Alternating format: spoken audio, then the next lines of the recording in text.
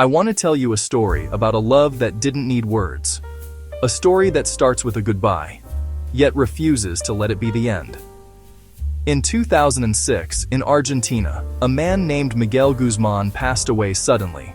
In the silence he left behind, his dog, Capitan, did something no one expected. He disappeared. Miguel's family searched everywhere: streets, parks, neighbors' yards. Nothing. A week later, they visited the cemetery to grieve. And there he was, Capitan, lying on Miguel's grave. The cemetery was over 3 kilometers from home. Capitan had never been there before. No one led him. No one showed him the way. Somehow, he found his person.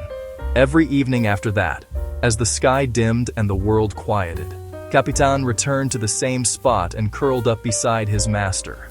One night turned into a week turned into months, then years. 11 years. Through rain that soaked the earth, winds that bent the trees, winter's cold, summer's heat, he stayed.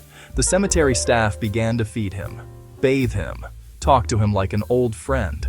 He'd wander a little during the day, greet the people who recognized him, but when the sun began to fade, he'd go back to that single place where his heart still lived. He refused to leave.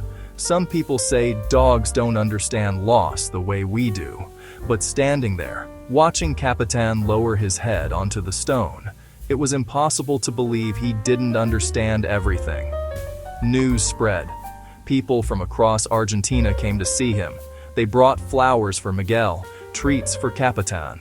They'd whisper their own goodbyes to the loves they missed, finding comfort in this dog who kept a promise none of us can see, but all of us can feel.